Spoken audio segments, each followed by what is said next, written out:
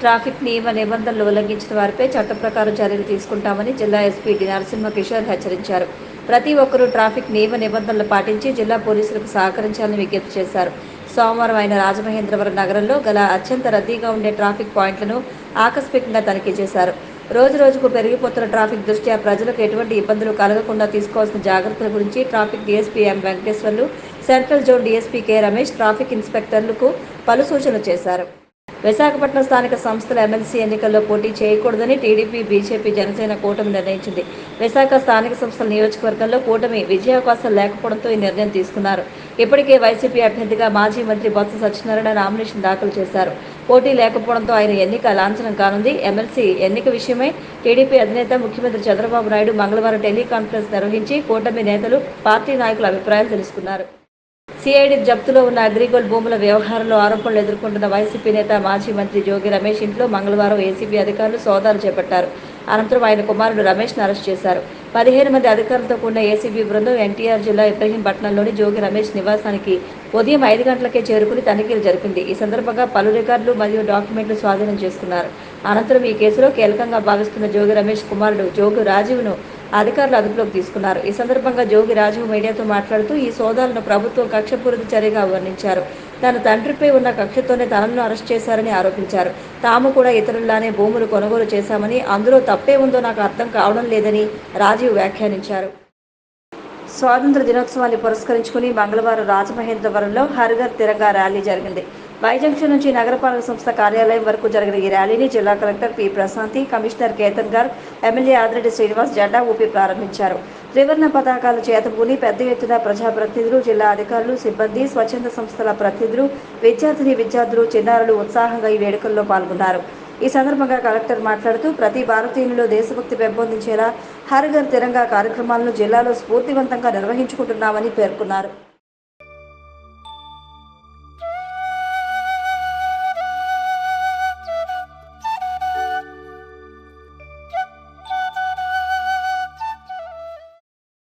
తెలుగు చిత్రసీమలో ప్రత్యేకమైన డైలాగ్ డెలివరీతో తనదైన ముద్ర వేసుకున్న నట విరాట్ రావు గోపాలరావు సినీ సంసార జీవితం రాజమహేంద్రవరంలోని కీలక మలుపు తిరిగింది.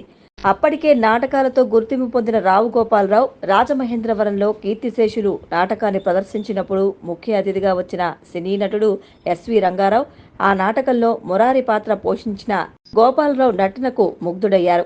ఈ నేపథ్యంలో గుత్తా రామినీడు దర్శకత్వంలో వచ్చిన భక్తపోతన సినిమాలో రంగారావు శ్రీనాథుని పాత్ర పోషించారు.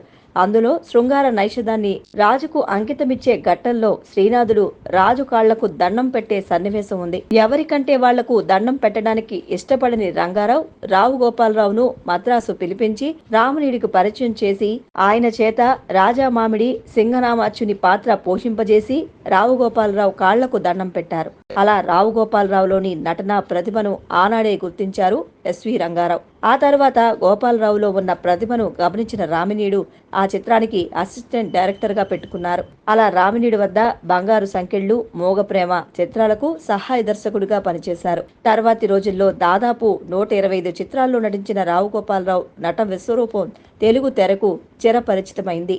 ఆయన నట జీవితం ముత్యాల ముగ్గు చిత్రంలోని కొంపలు కూల్చే కాంట్రాక్టర్ వేషంతో గొప్ప మలుపు తిరిగింది. అప్పట్లో ఆ చిత్రంలో ఆయన డైలాగులు మారి మోగిపోయాయి. ఆడియో క్యాసెట్స్ రికార్డుల అమ్మకాలలో రికార్డులు సృష్టించాయి. తర్వాత తెలుగు సినిమా విలనిజాన్నే రావు గోపాలరావు కొత్త పుంతలు తొక్కించారు. రావు గోపాలరావు కాకినాడ సమీపంలోని గంగనపల్లిలో జనవరి 14, 1937లో జన్మించారు. నాటకాలంటే ఆసక్తి ఉన్న గోపాలరావును అతని స్నేహితులు ప్రోత్సహించడంతో పాటు ధన్యజీవులు నాటకంలోని నటనకు మంచి పేరు రావడంతో నాటక రంగంలోకి వచ్చారు.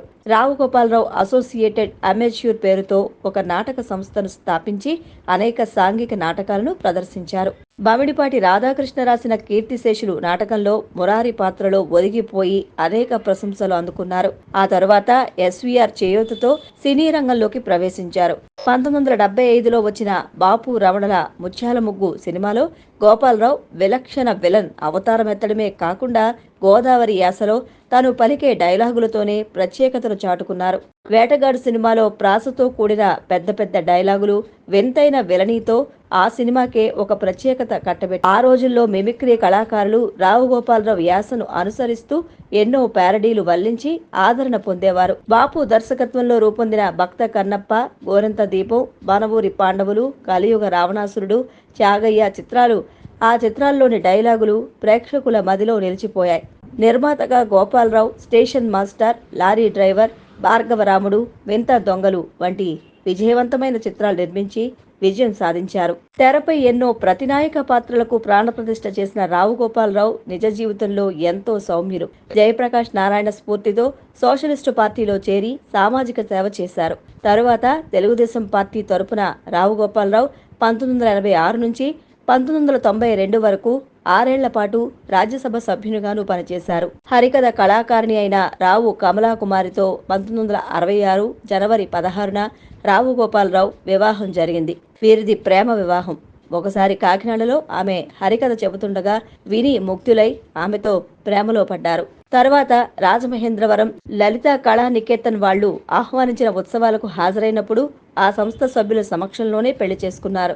ఈమె 73 సంవత్సరాల వయసులో ఏప్రిల్ 6, 2018న హైదరాబాద్లో మరణించారు. రావు గోపాలరావుకు 2 కుమారులు, 1 కుమార్తె. రావు గోపాలరావు నటవారసునిగా రావు రమేష్ ఈ తరం వారిని తనదైన నటనతో అలరిస్తున్నారు. రావు గోపాలరావు నటించిన ఆఖరి చిత్రం ప్రేమ అండ్ కో సినిమా. ఆయన చనిపోయిన కొద్ది రోజుల తర్వాత విడుదలైంది. రావు గోపాలరావుకు 1990 సంవత్సరంలో ఆంధ్ర విశ్వవిద్యాలయం కళా ప్రపూర్ణ గౌరవ డాక్టరేట్ను ప్రదానం చేసింది. రావు గోపాలరావు మధుమేహ వ్యాధి తీవ్రమై కిడ్నీలు దెబ్బతినడంతో 1994 ఆగస్టు 13న కన్నుమూశారు.